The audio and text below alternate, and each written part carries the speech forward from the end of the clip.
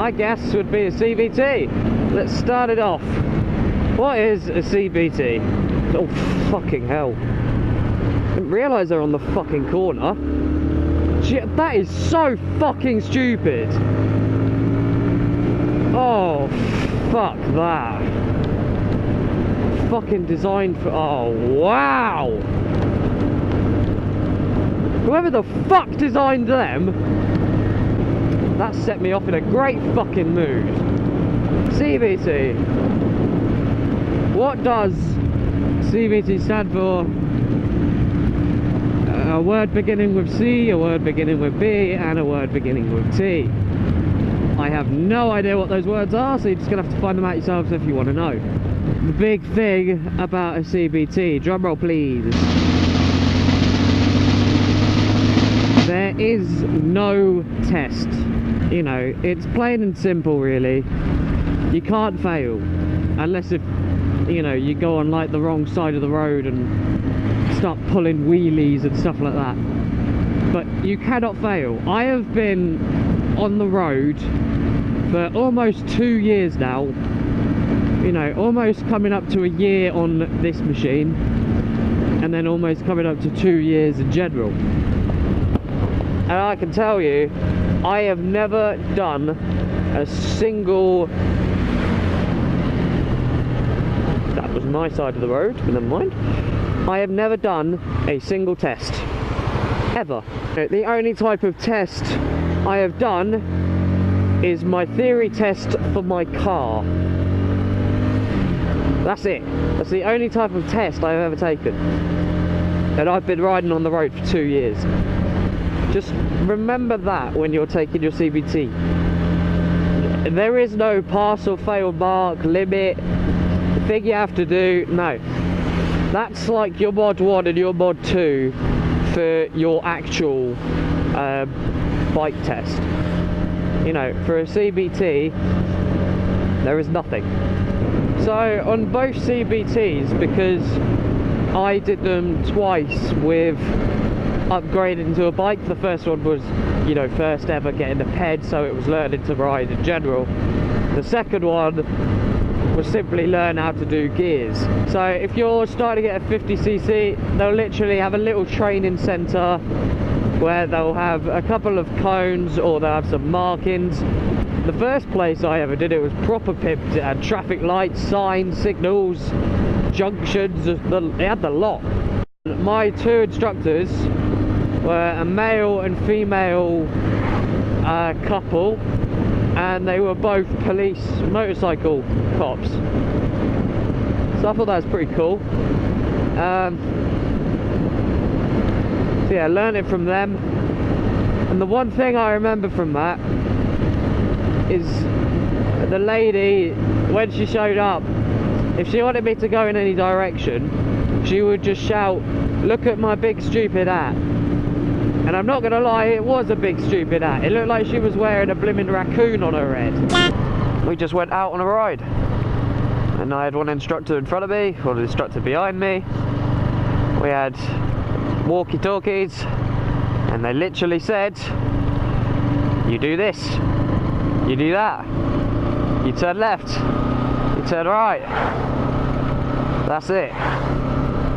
And even though he said that, I just had to follow like the guy in front. And then they changed it to, right, you go in front, we'll follow you, we'll tell you where to go, we'll do the rest. And you've literally just got to follow what he says. So if he says turn left, he'll tell you where, so he'll say in like 2 junctions time or whatever. You know, not the first junction, the second junction, turn left. Or at the roundabout, take the 3rd exit, turn right, you know, blah blah blah. You literally just got to follow what he says, or she says, you know. Could be a he or a she, I'm just saying he because both times, even though I had a male and a female instructor, it was always the male that actually talked to me.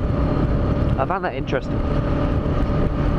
Yeah, it was always the bloke that had the walkie-talkie for me.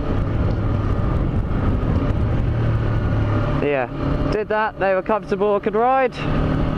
So they took my driving license, filled out a couple of forms, bish bash bosh. you can ride. And yeah, no, we were literally in this car park, empty, unused car park, and he just taught us how to use a clutch. And yeah, it took me a while, and it will take some time. You know, you've never ridden with a clutch before. They know that, they understand that. They don't expect you to be able to get it first try within a matter of minutes. You know, we were there for about an hour and a half. I mean, it felt like 10 minutes because it was great fun riding around on this.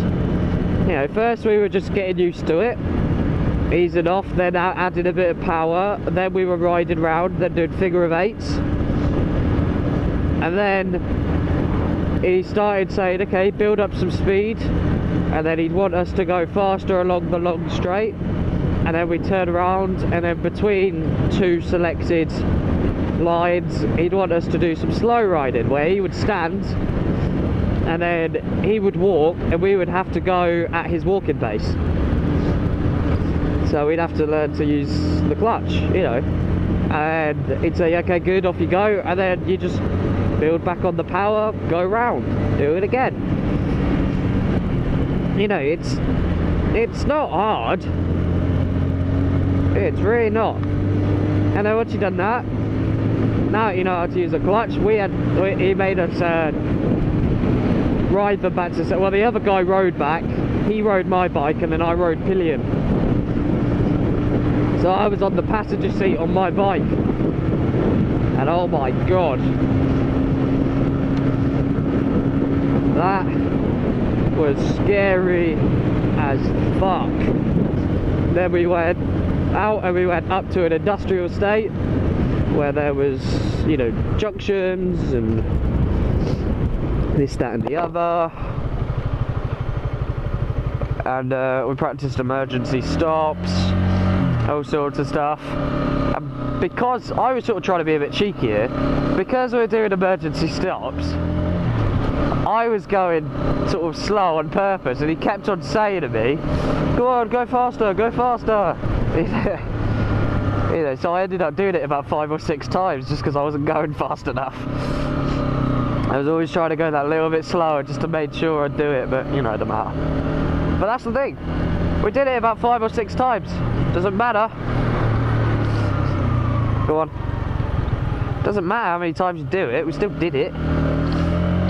Because I knew there was no fail. I knew I can't fail. So I sort of tried to cheat the system a little bit.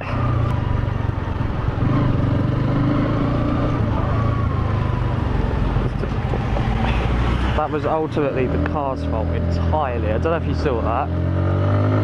The lorry was going around over the roundabout and he was just sitting in the middle, like, Jesus Christ, if they would have collided, it would have been entirely your fault. Going through the thing.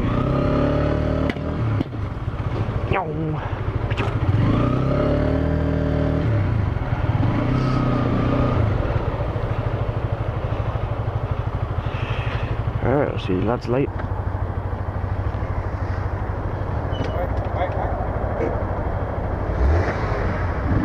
It's cold, I don't want to do it.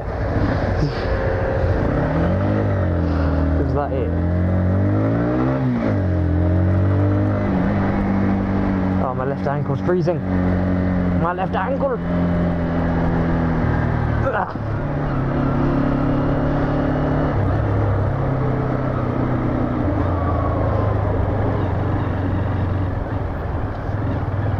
Bye!